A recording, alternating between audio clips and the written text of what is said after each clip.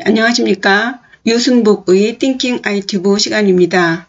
지난 시간 1부에서 4부에 걸쳐 중인 출신으로 태어나 꿈이라면 오직 도화서의 화원이 다인 홍도가 이제 풍속화로 인해서 화성, 그림 그리는 성인이라는 소리도 듣고요. 송하 맹호도로 자신이 이제 명실공히 선비임을 만천하에 알리게 되었습니다. 이번 시간에는 선비로서 그림을 그리는 문인 화가로서의 삶을 추적해 보기로 했었죠. 그는 명나라의 단원 이유방처럼 선비로서 그림 그리는 문인 화가로서의 확실한 입지를 다져가며 자신이 중인이라는 신분을 잊고 이제는 좀 출세한 문인 화가로서 나름 거들먹거리며 편하게 살고 싶지 않았을까 했습니다. 그런데 말입니다. 예, 홍도의 꿈이 그 정도에서 끝나는 것이 아니었던 것 같아요. 그에게 또 다른 욕심이 생겼습니다. 글쎄요, 이것을 욕심이라고 해야 할까요? 예, 우리 인간은 모두 욕심으로 살아가는데 그 욕심이 무엇이냐에 따라 욕심과 원함으로 구분되죠. 예, 특히 그 원이 소원인지 대원인지도 구분이 되어야겠습니다. 어쨌든 문득문득 홍도의 마음속 깊은 곳에서 울리는 소리가 있는 것 같아요. 이제 누구도 나의 그림 실력을 말할 수 없어. 그리고 난 누가 뭐래도 이미 선비야. 난 이미 문인 화가라고. 근데 내가 뭘 더 증명해야 돼? 도대체 내가 뭘 더 증명해야 되냐고. 니들은 가만히 앉아서 떨어지는 것을 거저 주워 먹으면서 왜 나보고 자꾸 더 증명하라는 거야? 난 이미 이것으로 충분한데 말이야. 아니, 넘쳤다고. 그런데 도대체 뭐가 아직도 부족하다는 거지? 네. 홍도는 아직도 여전히 목마른 것 같아요. 그리고 불안한 것 같습니다.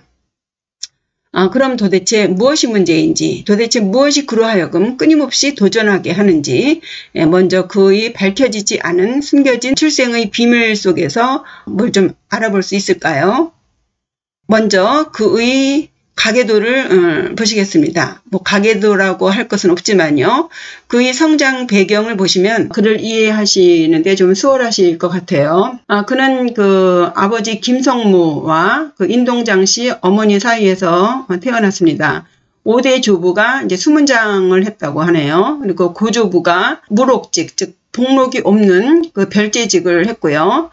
증조부가 역시 무관직인 그 만호라는 직을 했고요. 조부는 이제 벼슬이 없었다고 합니다. 이외 기록으로 이런 기록이 있어요. 그나마 그 하관 무사인 한 남자가 2인자의 난에 검거된 수적가, 그러니까 우두머리랑 역모를 한 것이 들통이 나서 이제 쫓기다가 광덕산 아래에서 이제 죽었다고 합니다. 근데 그 당시 그 부인이 만삭이었다고 해요. 그 부인이 급히 관기인 그 기녀의 집으로 몸을 피해서 거기서 아기를 낳았다가 죽게 됩니다. 그때 태어난 아기가 바로 단원 김홍도라는 것이에요. 그러니까 홍도는 태어날 때부터 의지가지 없이 고아로 태어난 그런 불행한 어린아이였습니다. 어쨌든 이때부터 홍도는 이제 관기집에서 기녀들 틈에 자라면서 안산 주변의 시장을 돌아다니며 장돌뱅이로 자랐다고 합니다. 조실부모한 어린애가 기생집에서 기녀들의 심부름이나 하며 천덕꾸러기로 살아가는 그런 아이였죠. 상상이 되시죠? 사실 그 홍도의 성장 배경에 관한 기록은 그의 유명도에 비해 좀 확실하지는 않습니다. 왜냐하면 이런 그의 천하다면 천한 사연을 귀하게 포장하고 싶어 했던 사람들이 있었기 때문이죠. 좋든 싫든 사실을 사실대로 알아야 정확하게 판단할 수 있고 이후의 방향도 올바르게 결정할 수 있는데 좀 그런 부분이 좀 아쉽습니다. 어쨌든 홍도의 과거가 투명하게 드러나지 않는 것으로 봐서 그 홍도의 어린 시절은 그다지 알리고 싶은 내용은 아니었나 보다 이렇게 짐작을 할 뿐입니다. 홍도는 재주를 타고난 사람인지라 기방에서 보고 들은 것은 그대로 홍도에게 산 교육이 되었죠. 그래서 검은고, 당비파, 생황, 퉁소, 젖대 등 다양한 악기에 능했고요. 춤도 잘 췄다고 하네요. 예, 당시 그 기생이라는 신분은 그 조선 최고의 예인들이었지 않습니까? 예, 이러한 경험은 그의 그 풍속하에 그대로 옮겨지죠. 그렇게 이제 머슴처럼 혹은 장돌뱅이처럼 시장을 돌아다니며 자란 그 불쌍한 어린 홍도는 아시다시피 폐암 강세양에게 눈에 띄어서 정신적, 물질적인 후원을 입어 서화도 배우고 글도 배우고 이렇게 시서와 3절을 익히게 되는데요. 시서와 3절에 음악까지 곁들인 4절의 그 풍류문인이 됩니다. 그의 그 드러내고 싶지 않은 어린 시절의 그 이런 색다른 경험이 그가 남다른 그런 독창성을 지니게 된 데 큰 몫을 한 것 같습니다. 그러나 그럼에도 불구하고 이 불우한 어린 시절의 그 서러운 기억은 지우려고 해도 지워지지 않는 얼룩으로 남아 있었을 것 같아요. 위로 오르면 오를수록 그 얼룩은 더더욱 진하게 두드러져 보였지 않았을까 싶습니다. 더욱이 당시의 그 도화서라는 것은 지나치게 인맥 위주의 폐쇄적인 집단이었습니다. 뭐 지금 21세기의 문화예술계도 그렇죠. 예, 그때는 오죽했겠습니까? 집안이 도화서의 출신이 아니면 결코 들어갈 수 없는 것이 그것이었어요. 사돈의 팔촌이라도 도화서 화원이어야만 들어갈 수 있었죠. 때문에 홍도가 도화서에 들어간 것은 물론 그 홍도의 천부적인 재주도 있었겠지만 그것과는 또 별개로 단순히 그 표암의 추천만으로 가능했을까? 뭐 이런 의구심도 있습니다. 스승인 표암 선생은 순전히 홍도는 자신의 실력으로 들어갔다고 이렇게 말하지만 일설에는 그 홍도의 그 외조부가 장필주라고 하네요. 그 인동장씨 집안은 대대로 그 화원사의 그 명문 거족이기 때문에 그 인맥으로 들어가게 되었다는 그런 기록도 있습니다. 어쨌거나 비록 철학에 살았지만 거리낄 것 없이 하고 싶은 대로 살아온 그 홍도의 눈에는 그 도화서의 생활이 결코 만만하지는 않았을 것 같아요. 복록도 변변치 않은 그 명예직에 목을 매면서 끼리끼리 그 뭉쳐서 권력을 휘두르는 그 도화서 화원들의 그 행태라든가 번번이 그 천재 홍도의 자존심을 짓밟았을 것 같습니다. 그래도 이제 목군형이 포도청이라고 도화서의 화원이기 때문에 개인 주문이라도 받아 생계를 꾸려갈 수 있었으니 어떻게 꿍꿍 버텨야 했을까요? 글쎄요. 진정한 예술가들은요. 생계를 위해 자신의 영혼을 팔지는 않는 것 같습니다.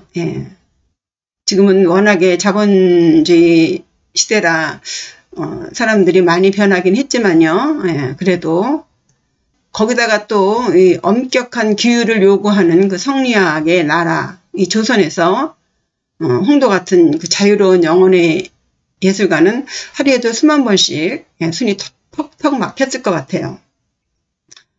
결국 돌아보면 도화서의 화원도 되고 선비도 되어서 표석까지 박혀있는 그 천안신분이라는 그 꼬리표는 떼었을런지는 모르겠으나 문득 돌아보면 그것은 아무것도 아닌 것 같았죠. 여전히 홍도를 괴롭히는 그 기억들, 그 속물들의 권력 다툼, 홍도를 둘러싼 시기와 질투.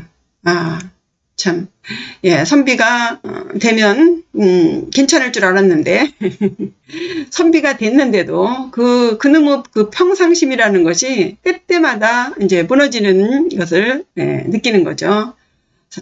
이 사바세계라는 것은 이 선비 정도 가지고는 도저히 안 되겠군 이렇게 생각하게 됩니다. 근사록에 이런 문장이 있어요.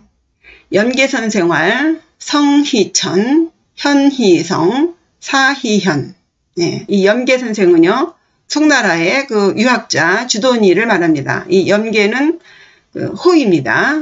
염계선생이 말하길 성희천, 성희는 천도를 희망하고 현희성, 현희는 성인의 도를 희망하고 사희현, 선비는 현인의 도를 희망한다. 공부의 방향이라는 것은 선비에서 현인으로, 현인에서 성인으로, 성인에서 천도로 공부의 최종의 목적은 천도를 아는 지라는 내용입니다. 즉 선비에 만족하지 말고 현인이 되고 성인이 되고 급기야 천도를 알게 되면 속세를 초월할 뿐 아니라 불로장생의 복을 누릴 수 있다가 됩니다. 결국 천도를 알려면 오직 끝없는 정진 외에는 방법이 없는 거죠. 예. 홍도가 누굽니까? 예. 도를 넓히는 사람이잖아요. 그는 모든 과거로부터 다시 한번 한 단계 비약을 꿈꾸게 됩니다. 조희룡이라고 하는 조선시대의 서화가는요. 그의 호산외사에서 즉 이것은 인물전기집입니다. 거기에서 김홍도를 평하기를 김홍도는 풍채가 아름답고 마음씀이 크고 넓어서 작은 일에 구속됨이 없는 신성 같은 사람이라고 평합니다. 또 홍도의 스승인 그 표암 강세왕은요. 그의 단원에 관한 기록에서요. 김홍도는 자신의 그림 솜씨만으로 화원이 되었다. 어떤 아빠 찬스 이런 거 없이 자기 재주만으로 화원이 되었다는 말이죠. 그의 인품을 보면 얼굴이 청수하고 정신이 깨끗하여 보는 사람들은 모두 그가 고상하고 세속을 초월하여 아무 데서나 볼 수 있는 평범한 사람이 아님을 다 알 수 있을 것이다 라고 기록합니다. 이런 스승으로부터 이런 평을 들었다는 것은 정말 보통 사람은 아닌 것 같아요. 정말 훌륭한 제자를 둔 것은 정말 큰 축복이죠. 네. 사실 단원의 재주를 봐서 그 강세양에게 뭐 그렇게 대단하게 배웠을까 하는 생각은 들어요. 이 단원 자체가 생이지 같거든요.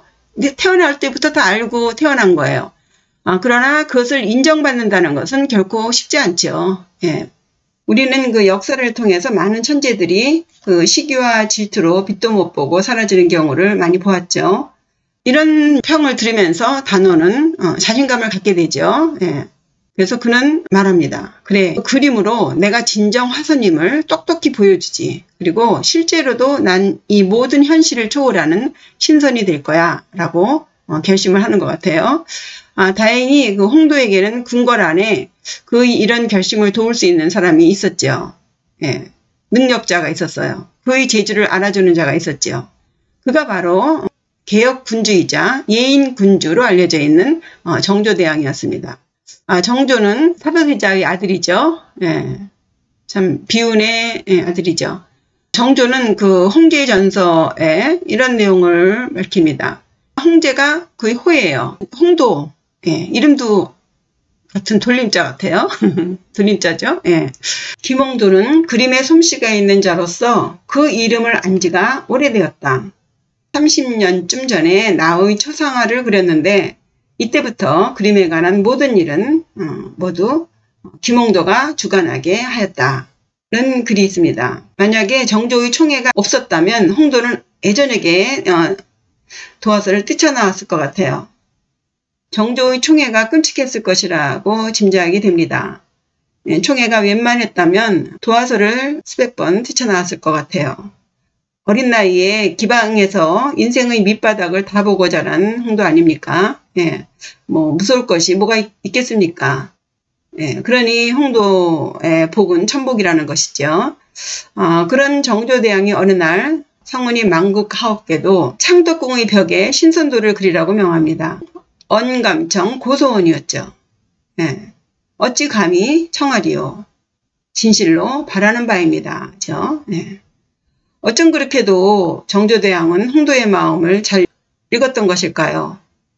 홍도와 정조는 그야말로 아 하면 하면 아 하는 그런 환상의 커플이었던 것 같아요. 정조는 홍도보다 7, 8세 아래였습니다. 언제 자신이 죽을지 모르는 불안함에 잠조차 이루지 못했던 밤이 많았다고 하죠. 끔찍한 그 궁중생활 속에서 유일하게 그 예술을 논할 수 있는 친구 같은, 형제 같은 홍도가 정말 정조를 기쁘게 해주고 그를 격려했을 것 같아요. 정조가 원하는 것은 뭐든지 홍도가 다 해주고 홍도가 원하는 것은 정조가 더 먼저 아는 것 같았습니다. 드디어 기다리고 기다리던 때가 온 것이죠. 홍도는 환호성을 지릅니다. 지금까지 그렸던 그 신선도를 바탕으로 창덕궁 벽담에 역사에 남을 군선도를 그려야겠다고 결심하죠. 그럼 난 진짜 화선이 되는 거야. 이제 명실공히 화선이 될 수 있는 기회가 온 것이죠. 예, 얼마나 환상적입니까? 현실을 초월한 존재, 늙지도 않고 죽지도 않는 생로불사의 신선. 예, 이제 홍도는 그림으로 그런 신선의 단계에 오를 수 있는 그런 기회가 온 것이죠. 홍도의 꿈은 정말 끝이 없습니다. 최고의 화가예요. 예, 이상으로 홍도의 성장 배경과 도화서의 화원으로서의 생활에 대해 대략 추정해 보았는데요. 세월도 많이 지나 숨기고 싶은 과거도 점차 잊혀져 가고 이제 누가 뭐래도 문인 화가로서 행세한다고 하는데요. 세상의 눈은 그렇지 않았겠죠. 세상 사람들에게 홍도는 여전히 누군가의 기둥서방이며 환쟁이에 불과했습니다.